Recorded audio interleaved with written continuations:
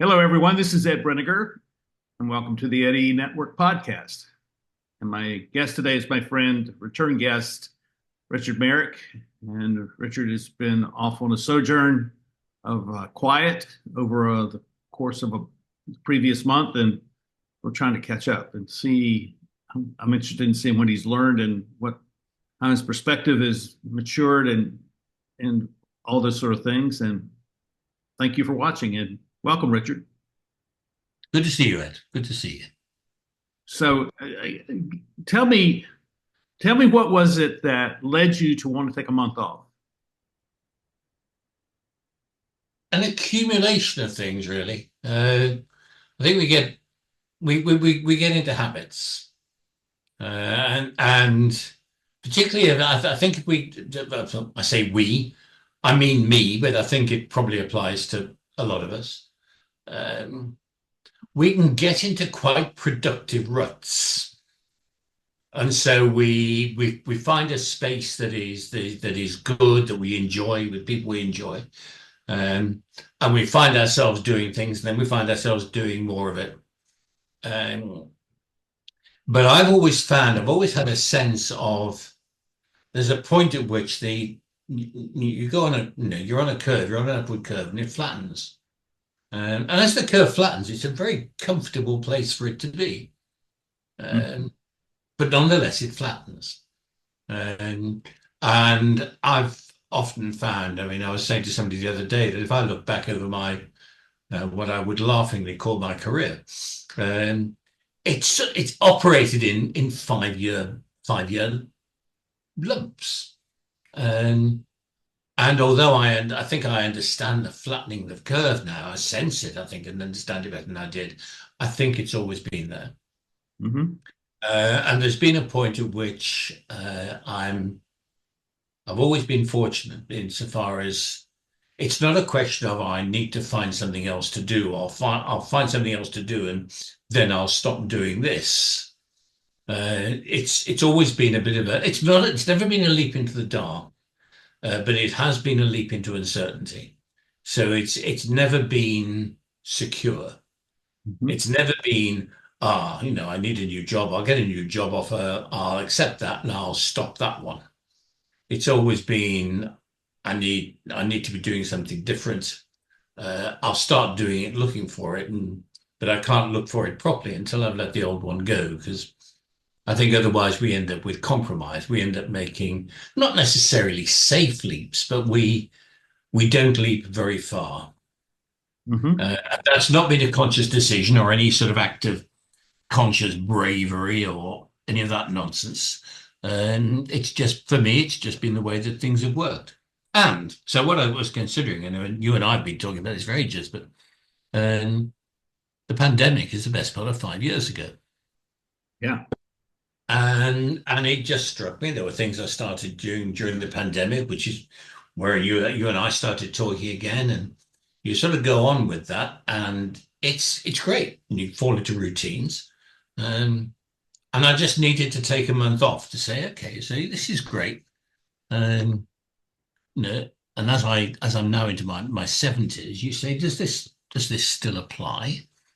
And the only way I could, or the way I chose to actually deal with it, was to stop. Do two things. One is I chose to stop doing what I was normally doing. Mhm. Um, a couple of exceptions. There were clients who I work with on a regular basis, but only a couple of them where I needed to continue. So I did that. But everything else I sort of put down. And I also chose to go across with Chris, and we went across to see Kieran, our friend over in Ireland, Mhm. which is always a salutary experience. Yeah. I chose to go and spend a few days with him and wander around his forest. And just go, okay, going back, what is it I'm doing now? And it was particularly a case of, what am I doing with what does outside the walls mean? Um, what does new artisans mean? Um, and a Which sense, those two things have become sort of the focal point of your life, professionally, yeah, in a sense, yeah, over the last 2 or 3 years, five Yeah. years, 5 years. And Excuse me a sec. and so that my I'm curious about this because I'm engaged with that with you in that, and I totally am with you on that. Um, and I'm wondering how I know what you're thinking, because that's really obvious in what you're writing. But I'm wondering what the response is to what you're writing or how you're speaking and how people are interacting with you about these ideas. And maybe a really, one sentence on each of what is New Artisans, what is Outside the Walls. And then that describes to other people who don't know you, don't know these ideas that you're mulling over, then they become influenced by who you are, and that's really what I like. Okay, so outside the walls is about perspective. Because I think we all live inside our own walls. Sometimes we choose the walls of a corporation or an organization. And there's obviously the walls of our own perspective. But that's the place where we're comfortable, generally speaking. And we feel secure and we know what's going on and we know the people. Outside the walls is none of those things. Okay, it's deliberately going outside of them to a place that is not particularly mapped, and finding out or taking a perspective from there was what does inside the walls look like from outside the walls and what do we learn? So that's the outside the walls part of it. And the New Artisans is a perspective I've taken for a while, which is whenever we hit any major societal change, uh, new artisans or artisans tend to feature in it. All the people who, when you lot got distinctly stroppy and threw perfectly good tea into the harbour, all of the people who did that were actually artisans. Paul Revere was a silversmith. Uh, and there is something in there about the people who have a craft and have an attitude and want to use it or choose to use it or feel driven to use it to an end. There is a purpose to what they're doing. So it's not just about doing the same every day, turning up and doing stuff. There is something that is.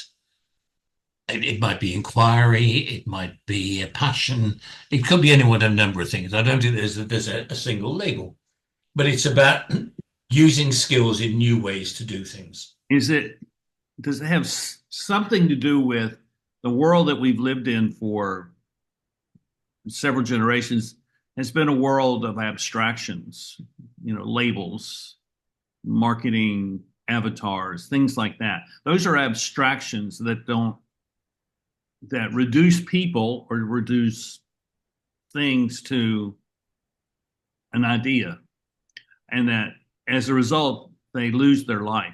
And that when you become an artisan, you're working with something real. Like a friend of mine made this cup for me, and I remember her every time I put coffee in it. Yeah. And she's an artisan, and that reality matters. That reality matters. And I think that's what you're saying. Yeah. I think that's true. I think the point about abstractions is I think it ties in with something else. So I agree entirely with what we're saying about abstractions.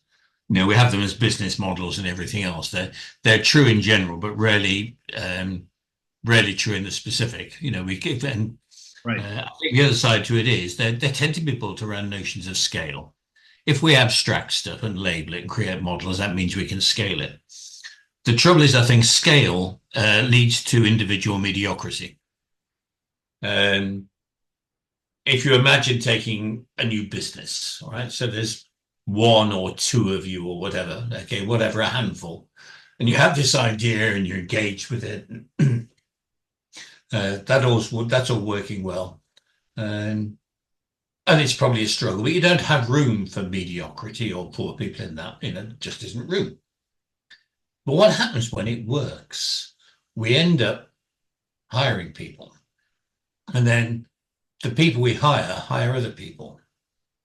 And that energy, that the idea, the singularity, that gets diluted.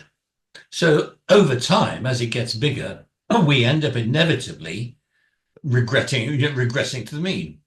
Mhm. And we end up with mediocrity. We end up with a highly efficient model, which is probably producing things or ideas or media or whatever at scale that is very profitable for the people who start it. But the individual contribution tends to the mediocre because we need people to operate inside the boxes we want them to operate inside, doing the things we ask them to do. And so we end up using only a fraction of them. If you take the artisan, it's a bit like hiring um, a skilled joiner and saying, yeah, but I only want you to use your plane. I know you've got all this other stuff, but we don't want that. Just use your plane on this particular process. And so the thing with new artisans that is occupying me at the moment, this is what I'm trying to get my head around. And what there are all the traditional artisanal skills are there, but what do new artisan skills look like? Oh, One of the things that it seems to me is that as we go through these abstractions, as we employ labels and abstractions and we scale things, um, we increase the distance between people, between people and people and ideas and people and purpose. We increase that distance, and in the gap that opens up between them are little pools of ignorance. And it's the various sorts of ignorance. It's the classic stuff of we want to know what our known knowns are, but we don't pay particular attention to our known unknowns because somebody else is doing that. And we don't pay particular attention to the unknown unknowns because that's just not efficient. And I think probably one of the critical sides is we don't pay, in particular, attention to our unknown knowns. The stuff either that we've forgotten or that people before us knew. I often consider we walk out, when you walk outside, how many of the birds can you name? If you're walking through, how many of the bird songs can you recognize? How well do you track? All of the things that those people who were doing the begatting, who from where we've arrived, who've caused us to be here, all had skills which are sort of they're in there somewhere, they're part of our heritage, but we've forgotten how to use them. And so I think there is one of the features, I think, and this is not a truth, this is a thinking in progress, is that one of the areas here in terms of a new artisan are the people who notice those things. They are the people who have the characteristics of when you talk about Ken Mickelson and the neo-generalist. Yep, it's some of that. yeah. Okay. Um, and it is, if we take people who are into regeneration, it's that connection with the land and what we're doing. So it's some of that. So all of the way here, there are. Um, I was, I was on a call earlier, which was using African indigenous methods of learning, just as not to steal, just using it as a vehicle for looking at what we do. And there is something I think about the artisan that's like the diviner. Hmm. Uh, we're comfortable with ambiguity. We're quite happy sitting in that place where actually it's not working and we don't know quite how it's not working. And then we look for patterns. And then when we see the patterns, we join the dots. And then we join the dots and we try something. And some of them work and some of them don't.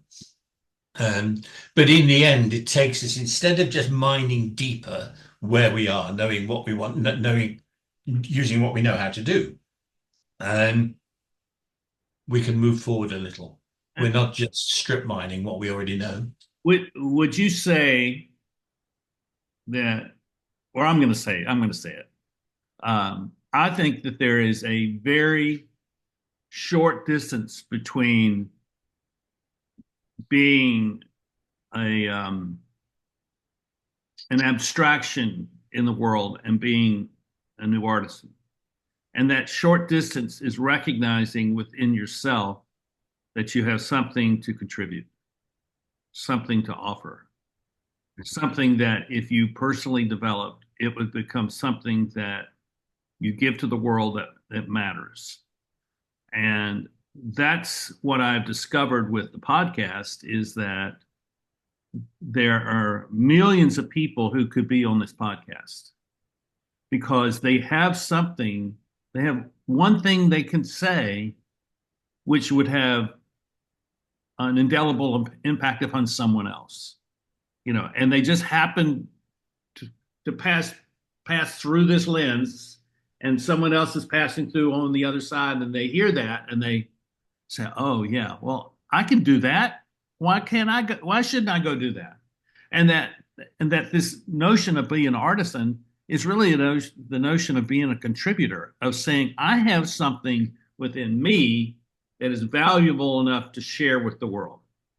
And the question is, how do I do that? And where do I do that? Where do I go to find out how to do that? I think it's multifaceted. So I agree entirely with that. I think one of the things that we have been brought up to, and sort of going back to another one of your favorites, is mimesis. We like to do what other people like to do. Mm-hmm. And so I look at LinkedIn, and I often think about this on LinkedIn, which is, to pick up your point, there's something perhaps that either we feel we can do, or something, or even just that we're on a search for something, and it may be that we're searching for something and it isn't yet clear, but some of the questions that arise and some of the things we find while we're searching for what we're searching for trigger something in other people. I'll come back to that in a second. So I think there is something in there that we have this thing about scale. Social media, I can reach all these people. And guess what? 99.999% of them will notice momentarily and then it's disappeared. It comes from a different place, but I was talking, Chris, my wife is an early years educator. She picked me up on something the other day and said, that was a teachable moment. And the thing about a teachable moment was, imagine being in a class of young children, early years children, 3, 4 years old. And in the way that we do it in the UK, with their vessels to be filled, so they will end up doing phonics or, trying to teach them like small adults and fill them full of stuff. And they're doing that, and a butterfly flies into the room. And all the children's attention goes to the butterfly. Uh-huh. What do you do? All right. Option one is, oh my God, I'm going to be assessed and there's marks. And you tell them to stop looking, you're going to swap the butterfly or whatever, and you get them back onto the phonics. And the other side to it is you say, no, that's where the attention is.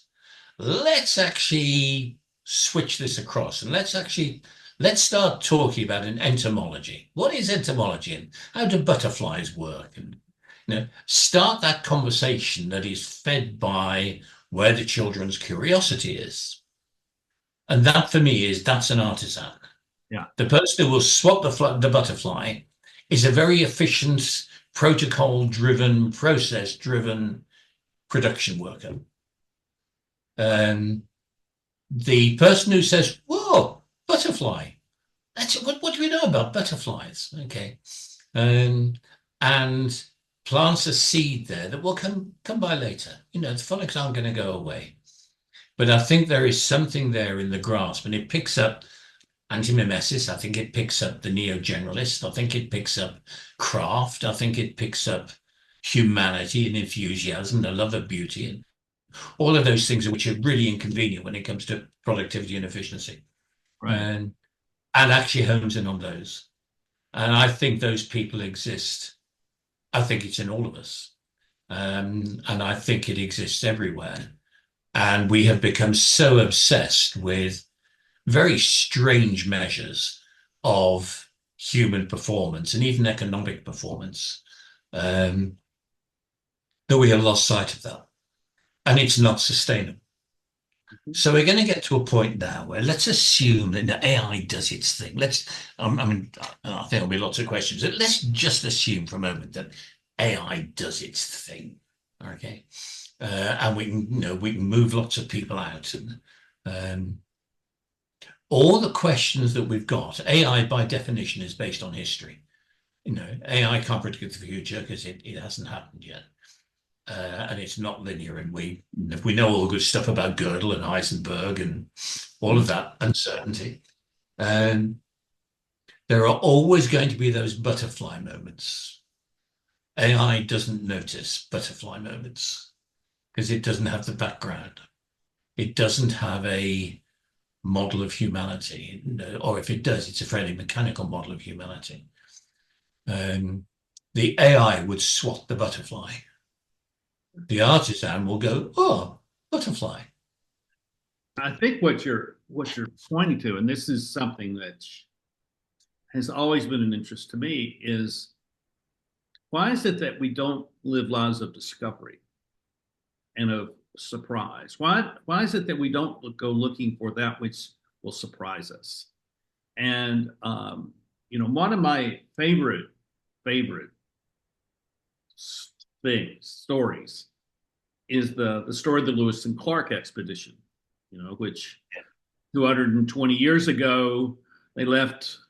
They left the East Coast and ventured into the unknown to white Europeans of the West, thinking that it was going to be one way and it was a totally different thing. But it's a great story, and I'm going to write a book about it. I mean, I've got the pieces of it already. But what I love about it is that this military expedition went out into a place that they had no knowledge of what the next step was going to be like. And from North Dakota to the coast of the Pacific coast, they were flying blind, and they were hugely successful. They lost one person the whole trip, and that was from an appendicitis. And so here they are in early 19th century North America, venturing off to discover that which was not just an unknown, but the unknown unknowns. Yeah. And I feel like we've lost that sense that there is possibility out there. There is possibility for us to discover things that have not been discovered yet. And the other thing that intrigues me with that, going back to the ignorance thing, I found myself during August, I've been reading quite a lot on ignorance. It even has a name, the study. Yeah, agnotology is the study of ignorance. There we go. Really? But I've been reading quite a lot. Well, quite a lot. 3 books. I'm on the 4th. On the philosophy and the study of ignorance. And it's it's a bit like looking at dark matter. We know it's there, but we don't know what it is. But one of the there's a lovely little reference in it about America, which is saying we discovered America. No, we didn't. It was already there. It was new to us. But we didn't bring America into being. It was already there. And one of the things that came from that, I mean, the Europeans were particularly good at it, but America and elsewhere that we use colonial practices, Australia probably being the most egregious, was we turned them and said, oh, it's new, it's ours, nothing else exists here. So the fact that there are people and whatever is immaterial. And this is new land, it is vacant land, so therefore we can claim it. Morning, lads, it's ours. And I think there is that sort of drive that we only look at things through what we already know is really prevalent now. We have all this new technology, but we're not noticing the new stuff. And I think that takes me back to, I mean, I know it's a bit of a stretch, but it's a sort of working metaphor, is the artisan. But I think they're the people who notice the stuff. The people who know what they already know and reside in process and protocol and dogma don't notice because it's inconvenient. And we can be, if we haven't actually burnt ourselves to death and shredded the planet, and these are the things we're going to need, because we'll get to a point where the knowledge we've got is no longer relevant. We need to forget a lot. We need to archive, probably not forget. We need to archive a lot of the stuff that we know and start picking up the stuff that's emergent and say, how do we work with this? And it's not the strip mining model of if Well, I we buy do this, books. it's far more efficient. Well, I book. You buy books. I buy books. Yeah, I mean, that's the archive, yeah. and there are things out there that are unavailable now that were available 20 years ago. Yeah. And And I think there's an interesting side, isn't there? Going back to this thing about size, which is we can't get stuff done at scale that isn't mediocre. We can't do new stuff at scale. So if we take the sort of things that you and people like you and me and people like me and the people we talk with together, you can only do that in small groups. There's an exponential function in groups in terms of levels of communication. N squared minus n divided by 2, as I remember. So there's an exponential growth in the number of interconnections the bigger the group. So there's a thing, I think you found the same, is that once we get beyond 8 in a group, the communication starts to fracture. It doesn't become as rich. It gets labeled. We use simple vehicles to transmit something that is incomplete. Whereas actually what we need to do, if we're going to do the stuff that we're talking about doing in small groups, is to take stuff and look at it, and just look at it and keep looking at it, and talk about it until what it is we need to know emerges. And it has two qualities. One is it's incredibly inefficient. And the second is it's the least scalable business model known to man. But that's where the new stuff comes from. So how do we um, how do we move from where we are, which is scalable mediocrity, to unscalable excellence? If that's a overly simplified way of looking at it, because I think what you're asking of people is how do you pursue excellence in your life or flourishing in your life? Because if people aren't pursuing that, then they'll never reach the point of actually being a seasoned artisan, if I could put it that way. I don't know precisely, but there are thoughts on it. Okay, one is probably a principal one is taking responsibility. Mm-hmm. One of the things we do in addition to abstracting is making stuff other people's responsibility. We have rights. We talk about rights, but we don't talk about responsibilities. Right. And I think I mean, it's a strange way my mind works, really. I have this sort of image of our current organizations being a bit like the dinosaurs, sort of walking around the planet with big signs saying, ban meteors. Well, the meteors are on their way. And the big organizations will, we already know that the half-life is reducing rapidly. Now, exactly how that works, but I think there is something here that personally I've given up working with organizations because having spent a long time and made a living from doing it, there is the unfortunate realization that you realize that actually you achieve very little. You can achieve marginal improvement for a short while before it regresses to the mean. And you recognize that the culture in any organization is not determined in a large organization that's owned by shareholders. The culture is not determined by the leadership, it's determined by the shareholders. Because even the CEOs of some of the biggest publicly owned organizations are tenants. And they may like to think they might have all the rest of it, but actually they're tenants. They're there at the pleasure of the shareholders, and therefore the will of the shareholders is what defines the nature of the company, the culture of the company. And so if we want to make a difference, I think we're back to insurgency. We're back to the spirit that brought America into being, when all of you rudely threw that tea over the edge of the boat, right? And it's that thing of no taxation without representation. When this is about no work without meaning. And I think there are similar dynamics at play, and I haven't a clue how they'll play out. Um, but I do firmly believe in the autonomy and the sovereignty of the individual. And actually, we have choices. And I agree with you. I totally agree with you. And I think um, my impression is that our leaders are betters. The people who run national governments and world governments and global institutions and stuff um, have um, have settled for what they believe is a known, which is a fixed and ultimate and universal known, which is that they are the elite and therefore they have power, and their power is absolute and without question.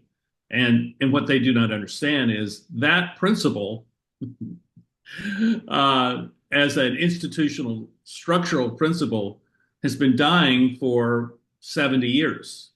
yeah, It's, it hasn't been working for a very long time, but they don't recognize that, and so their ignorance. Coming back to your quest for understanding ignorance, their ignorance is appalling in my estimation, and the people who actually understand that are the average people on the streets because they live with the consequences of this ignorance that is perpetrated. yeah. And I think that if you go back to I mean, there is clearly strategic ignorance where if we don't know about it, we don't have to deal with it. Okay. Oh, And therefore, ignorance can be strategic. Um, and I think there are all sorts of areas here. You know, you're back to the dinosaurs and the down with meteors signing. And I think the other side to it, and it's one that's particularly prevalent. I mean, and we've all got it, and you've got a good dose of it over your side of the pond at the moment. Is induced ignorance. How do you induce ignorance? You actually hide not truth, but you actually swamp people's opinions with, whether you want to call it alternative facts or this. You just create so many alternatives that you've got to go. You've got to do some real critical thinking to get the things that are important to you. yeah, Uh, it's a spectacle of the world. so I'm back to responsibility, which is that actually you can't blame anybody else. No, you've got That's right. you can, no, but how do you do it? You can't do it in large numbers. You've got to do it in small numbers. Right. And so I get back down to things about community. I was over one of the interesting things and I've written about this when I was over with Kieran was that his family had been on the land we were walking for well over 300 years. Um, and Kieran's doing unusual things like taking farmland, good farmland, and turning it into forest. And it's a long scale project. And he talks in tree time. So you can go along, and we were going through one bit, and it's broadly forestry. But there was some ash, and there was suffering from ash dieback. And he sort of said quite casually, be fine in 35, 40 years. You actually say that to the average CEO who's actually looking at results for the next quarter. And there is a thing in there in terms of tree time and perspective. And I think that's another aspect of the artisan, which is that whatever it is that we're doing, it's not for the short-term stuff. We can use it. It's not it's an overused example, but it's a cathedral metaphor. Mm-hmm. We're Yeah. building cathedrals as against people who are building executive homes. There's a fundamental difference in perspective.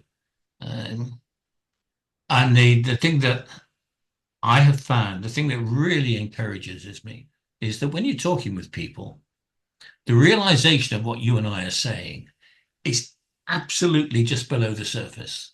Right. You don't have to scrape them very much for it to appear.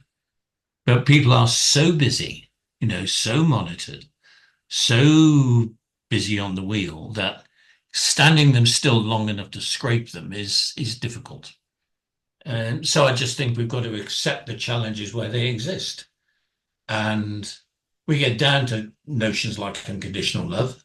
We get down to notions of beauty. We get down to belief in other people. That's where we're at. One of your guys, Roosevelt, wasn't it? Who's actually said, do what you can where you are with what you've got. That's where we're at, I think. Yeah, I totally agree. And for that reason, I have great optimism about the future because I think there's going to be some sort of crash coming. I think it's going to be very difficult, and we're going to go through very hard times. But hard times help people become much more resilient and much more resourceful because they have no choice. And and the trick is, I think the trick is, Richard, that those of us who see this, all of this, are the people who are going to help all those other people find ways to become resilient and resourceful and that sort of thing. And I think that may just be the critical point, because if you go back to something like LinkedIn, it is not short of people saying stuff. All right. Oh, yes. Whereas I'm more of the, again, another American, Mike Tyson, whose line was, "Everybody has a plan till I smack him in the mouth." That's right. We're going to get smacked in the mouth individually and collectively. And if we just think that by having a plan puts things right, well, not so much. And I think that is about. I think it's about what you're doing. And here you go. You go around. You're doing one or two of these things every week. Yeah. And you put them out there, and you're not quite sure who's going to look at them or which ones they're going to look at, because somebody right now will be looking at one that you did over a year ago. That's right. And you don't know what sort of insights are going to appear. You just don't know how that's going to work, right? But if you create the conditions, and back to things like inspiring teachable moments, going back to the teachable moments thing, people who will look at the butterfly rather than swat it, okay? And all of those things, it was actually, it was Elizabeth Gilbert. It wasn't her original thinking, but she actually says we don't have ideas. Ideas are out there. Ideas come and find us. If we do something with them, they'll stay with us, and if we don't, they'll sod off and find somebody else. I like that. And I think that's true. It's a nice little story, but I think it's true. And you go into any large organization or almost any description, and if you think of ideas as butterflies, it's full of them, right? But they've got nowhere to land, or they're landing on people and they're being ignored because actually we've got process and protocol and drumbeat and all the measures that we've got. So the tragedy of it is that there are bad people, but there aren't that many of them. And organizations themselves aren't bad. We make them bad. And it's almost a conspiracy of ignorance to not notice what is happening. And what can we do about that? Whatever you can do. It's one, and whose was the story? Again, not mine. I mean, one of the books I read about the guy wandering on the beach and saw a little boy throwing starfish into the water. And he said, what are you doing? He says, I'm saving the starfish. And he looked at the beach, and the beach was covered in starfish. He said, you can't save all those starfish. And he picked another one up and threw it in the water and said, save that one. And I think there is something of that in what we're doing. We have been almost seduced into thinking that to have an impact, we have to have an impact at scale. And we don't. We just have to have an impact on somebody we meet. When I wrote Circle of Impact, my focus had been for 20 years on supporting local businesses, local organizations, nonprofits, local leaders, local families, for the purpose of strengthening local communities. That had been what I said. And my definition of leadership, which was all leadership begins with personal initiative to create impact that makes a difference that matters, was what I valued about leadership. That was my purpose for leadership, was to take that idea into local communities. And then I was asked, so what's your goal? Yeah. And I said, my goal is to see 1% of the world's population taking personal initiative to make a difference in their local communities. And they said, well, how are you going to do that? I says, I'm not. It's going to happen because I'm laying the groundwork for people to discover that and to affirm something they already know about themselves, but someone has not recognized it in them enough so that the light goes on. They say, oh, well, I can go do that. Yeah.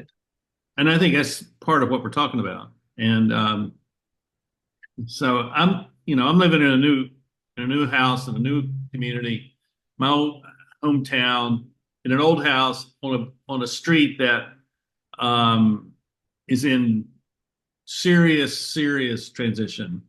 And the seriousness of it is that I'm surrounded by a cocaine operation. And the house in front of me and the house behind me is the location of these groups that are trafficking in crack cocaine. And so I sit in my front room and I watch what goes on. And I feel like I'm sitting in a television series, watching crack operation. And it is so interesting, Richard, because my whole orientation to life is to do good and to be honest and to be law abiding. And I'm looking at these people and I said, how do they live 24 hours a day where their goal is not to be law abiding? And I'm recognizing just in this last month when all this began to happen that I have lived in a very isolated existence, and I really don't know all that's going on. And there's a young man who dresses all in black, from even a black balaclava, black sunglasses, black hat, shirt, basketball shorts, leggings, shoes, everything's black, and he's in uniform, he's in costume, and you could take him and duplicate him for a Hollywood television series. I mean, but I'm watching him; he's a new artisan in a specific sense, because he is the master of managing a network of people who are only connected to him, but not to all these other people. And he is constantly moving, checking on all his minions. And I'm thinking, what a waste of his life. And I've not talked with him, but the thought is, why am I living on this street? Why did this thing show up? And why is this guy now showed up? And I'm thinking, the day's coming when we're gonna end up in a conversation, and I'm gonna have to say something to him about what I see, and I'm gonna say to him, you can do this all your life and live a short life, or you can do something which contributes something to the world, because you also obviously have talent, you have skill, you have people skills that 90% of the people in organizations would covet, and you're using it for something which is destroying people. And I just want you to know, this is what I want to say. I just want you to know that you have a brighter future than what you're showing the world today. So there's a perspective on that. I'm just looking on time. How are we doing on time? We're fine. We got about 10 minutes. Okay, so let me try and cover this quickly then, because my reaction to what you're saying is that it was Nassim Nicholas Taleb who said that the three greatest addictions are crack cocaine, carbohydrates, and a regular monthly salary. Yeah. And I think if you take that guy, we've got his equivalent over on the respectable side, Yeah, we do. peddling jobs for regular monthly salaries. And one of the things that I'm noticing at the moment, I do have some data for this, but it's not particularly scientific.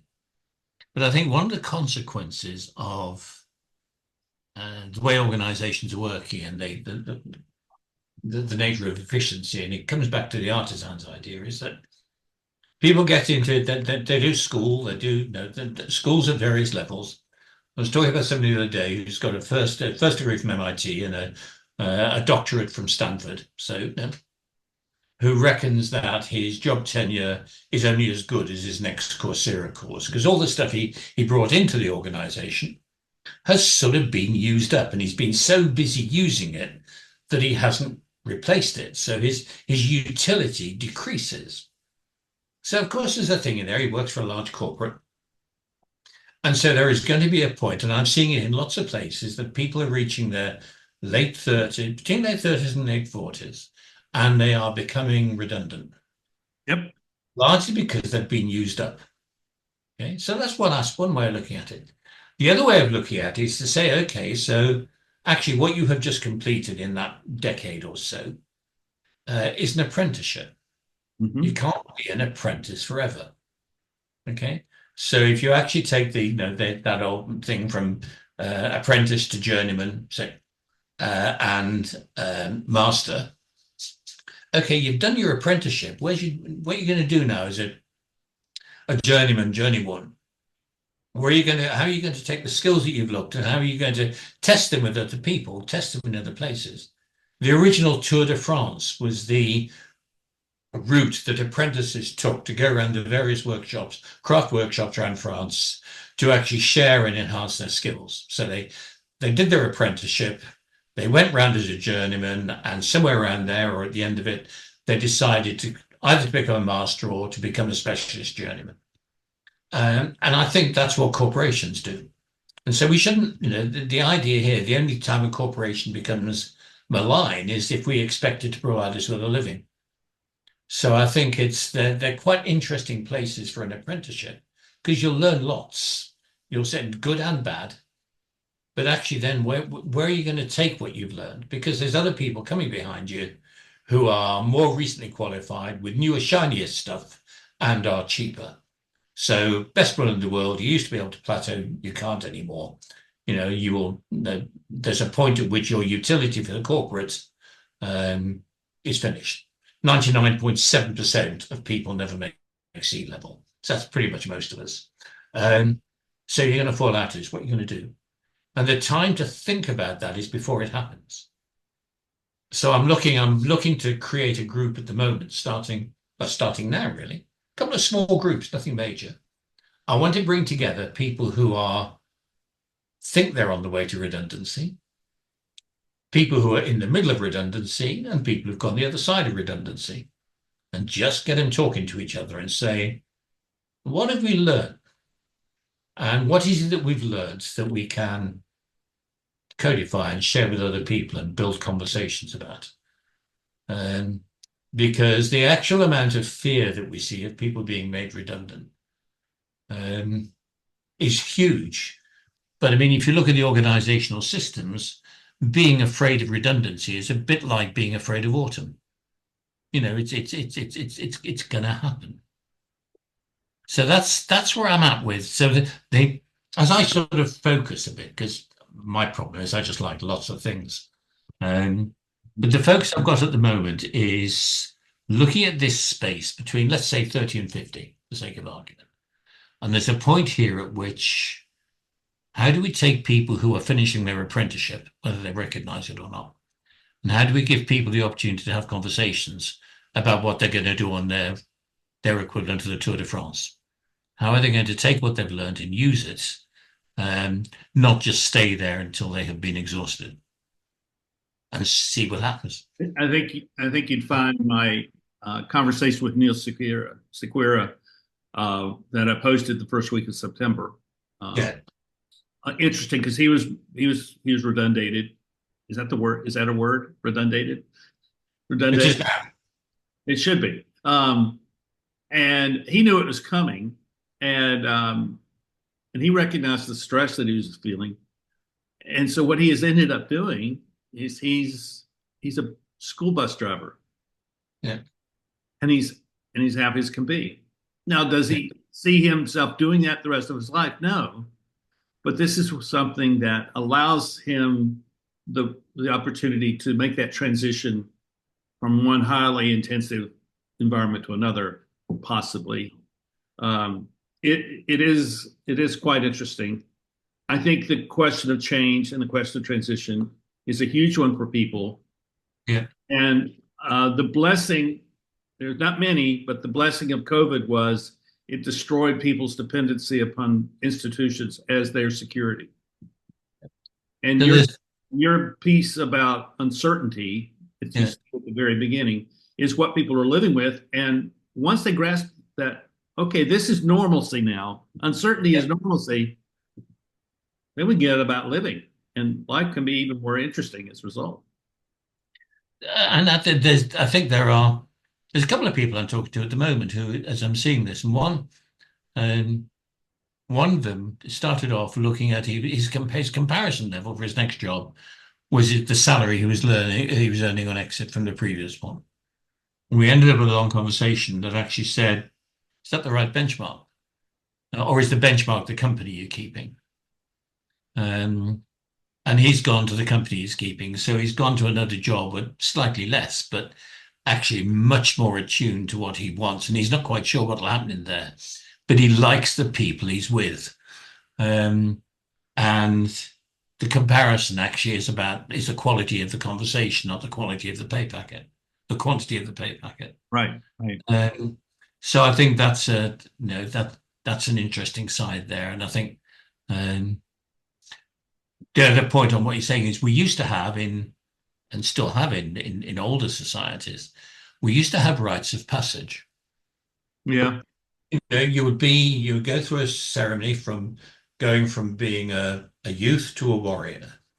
And the whole thing that took several days was this is what you're putting down and this is what you're picking up and these are your new responsibilities. right. And it was a change that was celebrated and codified. It wasn't a mystery that you had to find out by accident.